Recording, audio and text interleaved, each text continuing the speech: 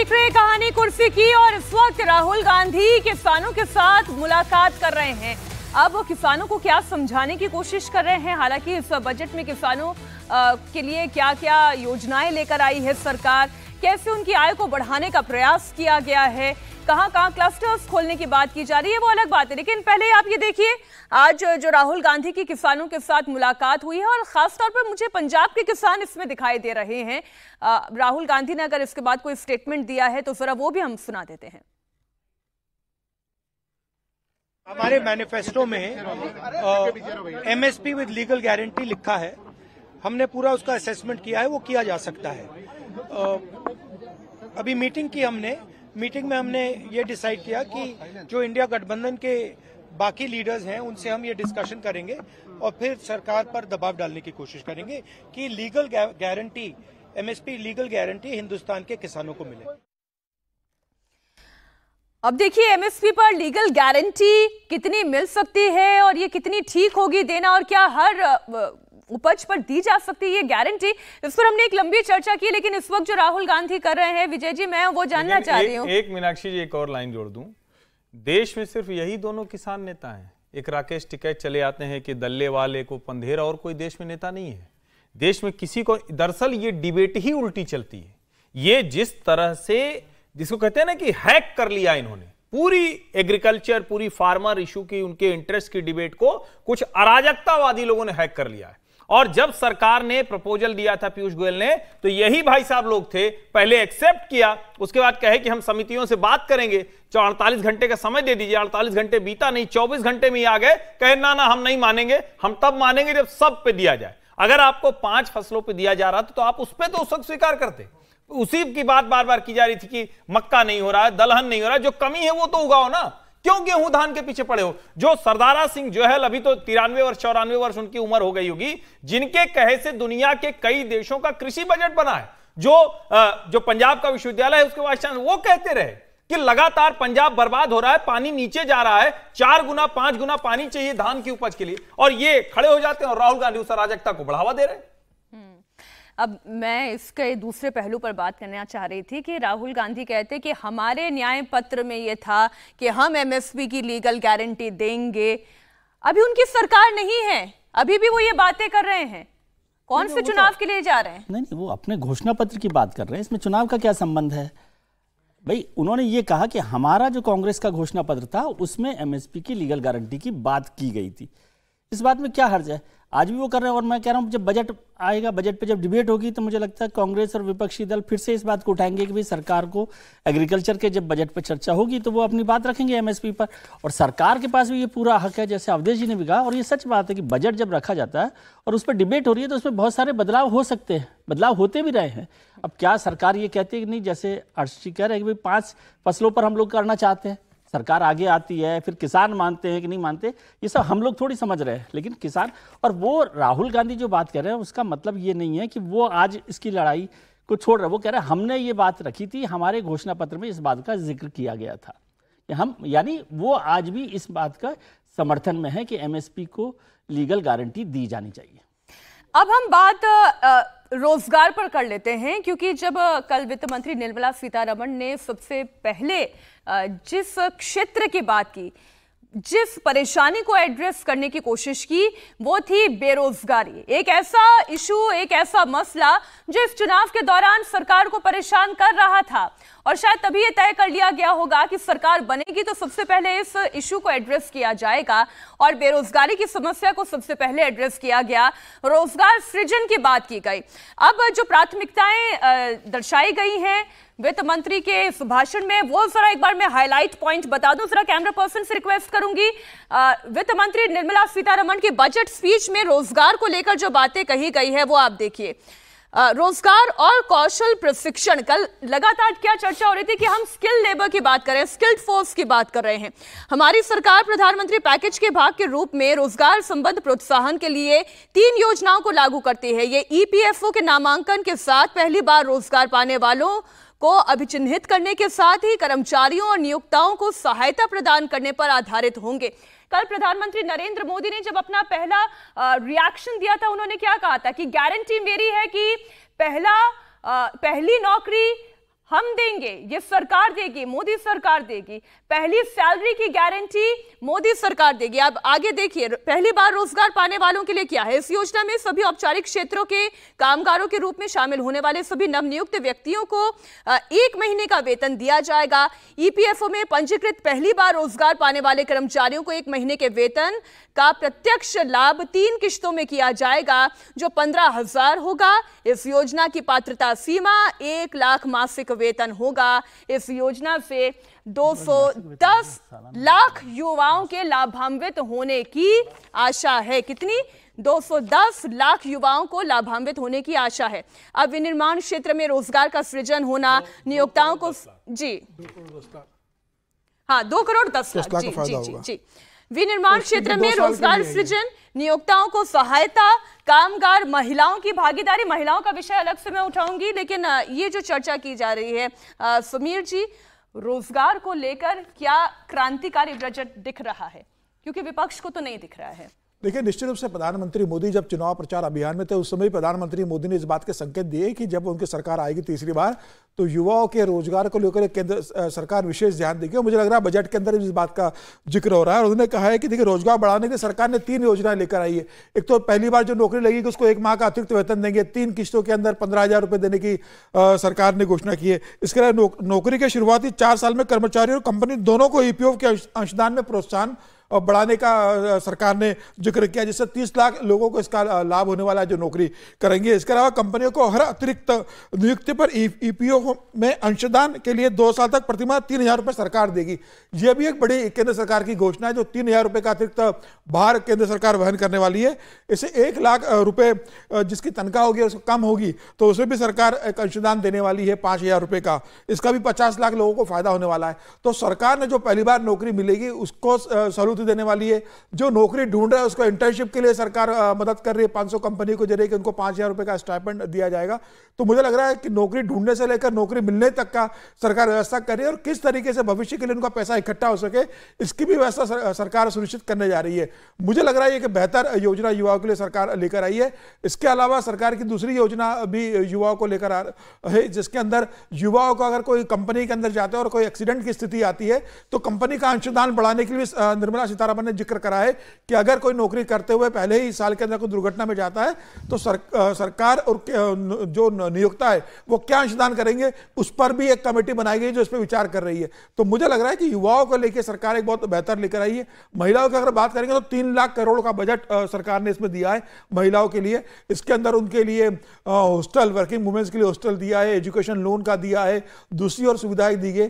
तो मुझे लगा कि हर वर्ग को सरकार, जो प्रधानमंत्री हमेशा कहते हैं कि भाई ज्ञान का उनको जो फोकस करना है, गरीब पर, युवा पर, अन्नदाता पर और नारी पर, जो प्रधानमंत्री फोकस का बार बार फोकस था, और जो प्रधानमंत्री मोदी बार बार कहते हैं कि मेरे लिए सिर्फ 4 जातियां हैं, उन चारों जातियों के लिए इस बजट के अंदर काफी अच्छी योजनाएं केंद्र सरकार लेकर आई है। और ये सबके लिए बजट है, सबके साथ का विकास है और हर वर्ग के उत्थान का बजट है।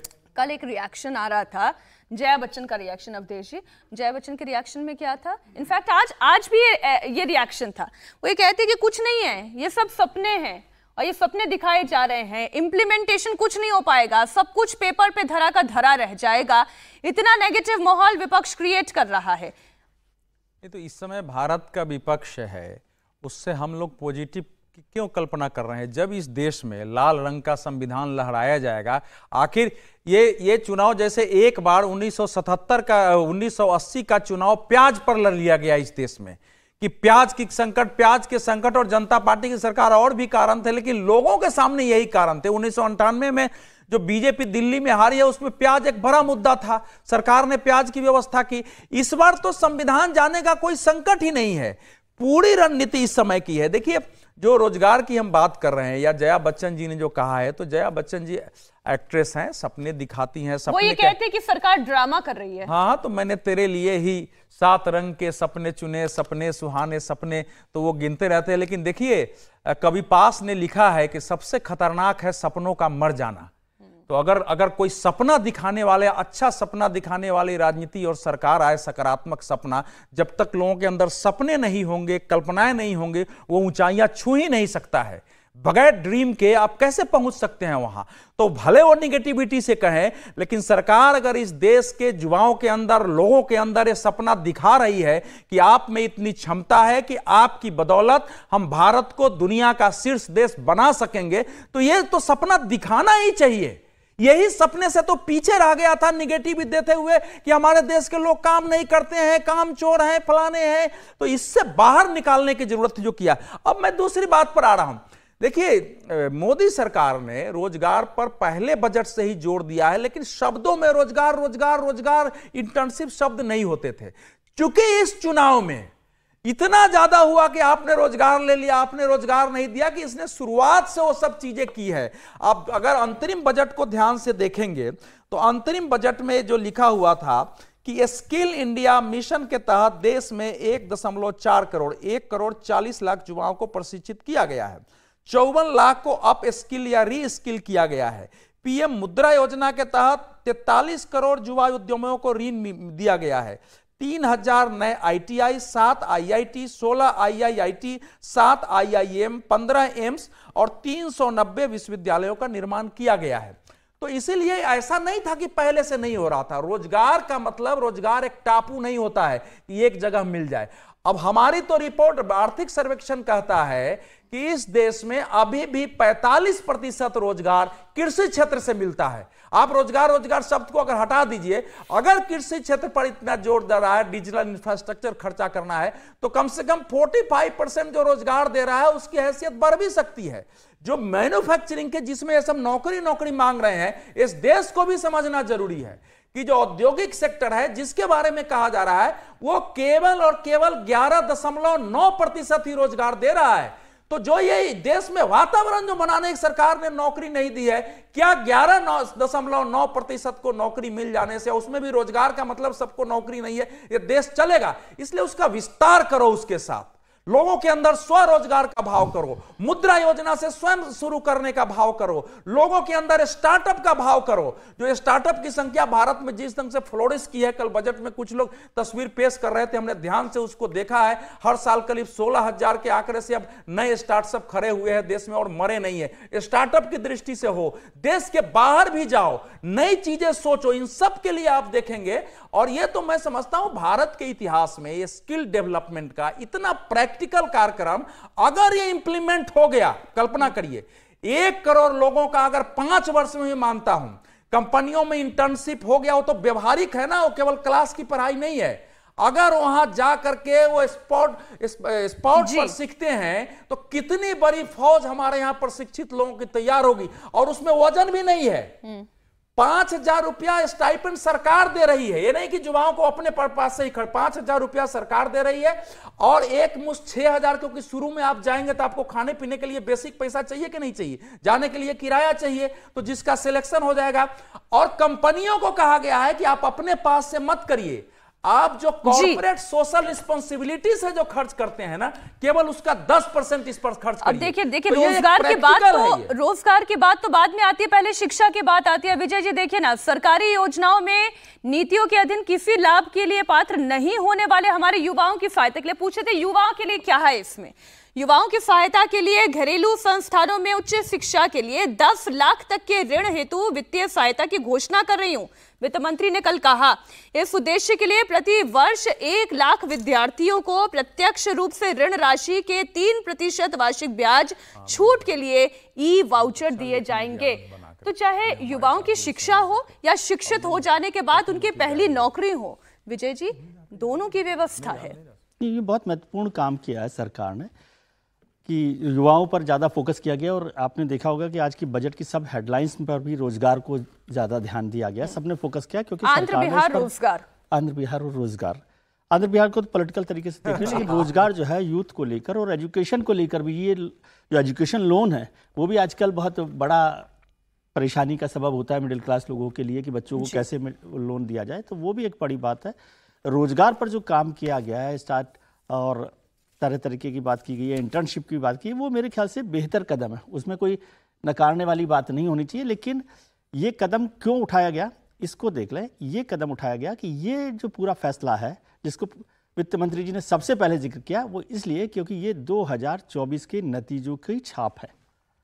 2024 के नतीजों में इस सरकार को साफ हो गया कि पिछले 5 साल में या पिछले 10 साल में युवाओं और रोजगार पर उतना काम नहीं किया गया। ये नहीं फिर कहेंगे कि आपकी कुछ काम हुआ कि नहीं हुआ, उतना काम नहीं हुआ जितना जरूरी था। और युवाओं में, बेरोजगारों में बहुत गुस्सा था रोजगार को लेकर।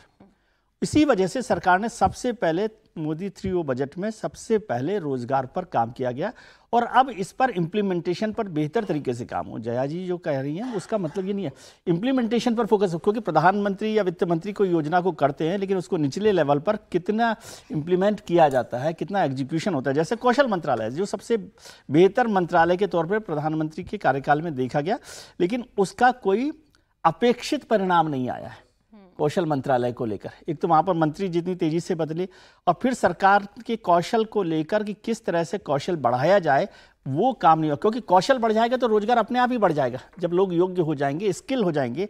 आज स्किल लेबर की सबसे ज्यादा कौशल प्रशिक्षण की बात करती है तो कौशल प्रशिक्षण ऋण को भी लेकर है, इसे थोड़ा सा फोकस कर दें।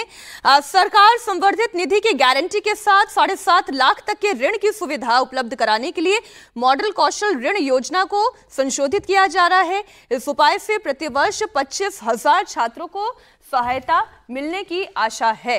कौशल प्रशिक्षण को लेकर भी उन्होंने मैं ये कह रहा हूं कि कौशल प्रशिक्षण सबसे इंपॉर्टेंट है। अब एक और जिक्र कर दे जिसका जिक्र बहुत इस सरकार को लेकर होता है, स्टार्टअप्स को लेकर। स्टार्टअप सरकार ने बहुत कमाल कर दिया देश में। ये स्टार्टअप की सरकारी रिपोर्ट है जिसमें लिखा गया है कि according to report in 2019 more than 5 million startups are founded every year. However, only 10%, that is 5 lakh of these startups succeeded in the long run. 10% successful हो रहे हैं। तो मैं ये नहीं कह रहा स्टार्टअप बहुत अच्छी योजना थी, लेकिन क्या सरकार अब उस पर भी काम करना चाहिए कि भाई ये स्टार्टअप क्यों बंद हो रहे हैं? नहीं था, इस पर भी तो डिपेंड करता है। यही काम तो सरकार को करना है ना। अच्छा, जब फेल हो जाए तो आप दूसरे पर डाल देंगे, पास हो जाए तो सरकार पर डाल देंगे, ये क्या बात हुई? स्टार्टअप का काम नहीं, सरकार का काम है कि वो स्टार्टअप यदि शुरू किए गए तो उस पर भी देखे। उनका पैसा ला रहा है ना सरकार का, सरकार ऋण दे रही है तो वो पैसा सरकार को देखना चाहिए कि क्या वो सही लग रहा है, क्या उसको वापस मिल रहा है, नहीं मिल रहा है। और वो स्टार्टअप यदि ठीक चलेगा तो सरकार का बोझ कम होगा ना रोजगार का। शिक्षा को लेकर शिक्षा को लेकर जोड़ना चाहता था। मैं आ रही हूँ समीर जी आपके पास, लेकिन चूंकि स्टार्टअप की बात हो रही है तो हर्षवर्धन जी आप अपनी बात यहीं से शुरू करिएगा। थोड़ा समझाइएगा मुझे भी कि अब स्टार्टअप किसी व्यक्ति ने शुरू किया, उसके अंदर बहुत काबिलियत थी, उसका स्टार्टअप बूम कर गया, लेकिन वही स्टार्टअप उतना बेहतर नहीं कर पाया या फिर धीरे धीरे बंद होने की कगार पर चला गया। इसमें सरकार की भूमिका कितनी है? उन्हें ऋण उपलब्ध कराने से लेकर, मुद्रा योजना के तहत ऋण उपलब्ध कराने से लेकर वो अच्छा फंक्शन करे, इसमें सरकार की भूमिका क्या है? फिर नहीं, भूमिका तो निश्चित तौर पर सरकार की रहती है, लेकिन मूल रूप से क्या रहती है? मूल रूप से रहती है एक पॉलिसी फॉर्मुलेशन, यानी आप कोई नीति बनाए। दूसरा, हैंड होल्डिंग करें, यानी कुछ उनको ज़रूरत है तो किसी तरह की रियायत, किसी तरह के टैक्स बेनिफिट, कुछ एक जिसको कहते हैं कि कूलिंग ऑफ पीरियड, और उसके अलावा अगर कोई उनको इम्प्लीमेंटेशन में कोई दिक्कत आ रही तो कंप्लायंस आप बचा दें, यानी सरकारी ऑफिसेज से वो ज़्यादा मारामारी उनको ना करनी पड़े। इस सरकार ने वो सब किया। यही वजह है कि आज दुनिया में सबसे ज़्यादा यूनिकॉर्न स्टार्टअप वो हमारे देश के हैं। और ठीक है, हम ये कहते हैं रिपोर्ट में तो जाहिर है कि कोई शुरू किया, रजिस्टर कराया, बंद हो गया, उसके आधार पर हम देखते हैं। लेकिन आज की तारीख में आपके आसपास जितनी भी चीजें दिख रही, आपके घर पे सब्जी देने वाला, आपके घर पे दूध देने वाला, आपके घर की जो सुविधाएं हैं उनका बिल जमा करने वाला, आपको ट्रेवल करने वाला, आपको कहीं भी ले जाने वाला, आपको किताब तक खरीद के देने वाला, वो सब कौन कर रहा है? किसी न किसी स्टार्टअप ने शुरू कर दिया है। यहां तक कि आप चाय पीने के तरीके बदल गए, वो भी स्टार्टअप है। इस देश में एक दूसरे को पैसा लेने देने का तरीका बदल गया, वो भी स्टार्टअप है। और वो सारे सक्सेसफुल स्टार्टअप हैं, यानी वो सब के सब जब हम यूनिकॉर्न कहते हैं तो यानी 7,000 करोड़, $1 बिलियन, उसको और कहें तो अभी के समय में तो रुपए की कीमत डॉलर के मुकाबले है तो और ज्यादा बढ़ गया होगा। अब इसका दूसरा पहलू है, क्या वो उसी रेट से बढ़ता रहेगा? उसी रेट से नहीं बढ़ता रहेगा। जब कोई चीज शुरू होती है, जब एकदम से नीचे से आप बेस रेट शुरू करते हैं तो एक जगह जाके वो स्टैग्नेंट होती है और उसके बाद उस धरातल पर देखते हैं कि वो कितना आगे जाएगी। मुझे लगता है जो काम स्टार्टअप के मामले में इस सरकार ने किया है वो कमाल है। भारत ने और भारत के युवाओं ने जिस अंदाज में उस काम को किया है वो कमाल है। और जो सबसे अच्छी बात है, जिसको हम डिसेंट्रलाइजेशन ऑफ एम्प्लॉयमेंट कहते हैं, वो यहां हुआ। यानी एक बच्चे ने शुरू किया, उसके साथ के 4 लड़के लड़कियां थे जो साथी में चाय की दुकान पर बैठते थे, उनका चलो यार ये आइडिया अच्छा है, इस पे काम करते हैं। तो मुझे लगता है वो किया गया। अब उसको और आगे क्या करना है, 3 साल का टैक्स बेनिफिट ऑलरेडी दिया हुआ है, उसका लोग लाभ ले रहे हैं जिससे कि उनको नुकसान ना हो। अब इसके आगे की जो बात है, ये एक सिस्टम हुआ, वो रोजगार तो मिल ही रहा था। जो ये सरकार ने इस बजट में प्रोविजन किया है, मुझे लगता है अगर पीएमओ ने इसको ठीक से मॉनिटर कर लिया, अगर इस देश में 20 लाख सालाना ये इंटर्नशिप मार्केट में आ गए, यानी इकोसिस्टम का हिस्सा बन गए, तो जितने लोग तख्ती लेके आज खड़े हैं ना, जो आज सदन के बाहर प्रदर्शन कर रहे हैं, इनको अफवाह वाला मुद्दा बनाने का अवसर नहीं रह जाएगा। अगर मैं इसलिए लगा रहा हूं क्योंकि ये छोटी योजना नहीं है। और ईपीएफओ में क्यों डाला है वो भी जान लेना चाहिए। ईपीएफओ में इसलिए डाला कि बार बार कहा जाता है कि आंकड़ा कहां है, तो अब ईपीएफओ रजिस्ट्रेशन होगा जैसे ही आपका प्रोविडेंट फंड में पैसा जाता है, यानी मैं हो सकता है मैं कमा रहा हूं लेकिन प्रोविडेंट फंड में नहीं हूं, तो एक तो सरकारी ट्रैक में आए, दूसरा आंकड़े में दिखेगा। जब रोजगार के नंबर आएंगे तो उसमें भी दिखेगा। अब सरकार की प्रायोरिटी में तो है खटाखट नौकरी, लेकिन विपक्ष ये कह रहा है कि ये नौकरी कैसे मिलेगी। अभी हमने इस पर भी एक चर्चा की, हमने कोशिश की कि इससे जुड़े हुए भ्रम भी दूर हो सके।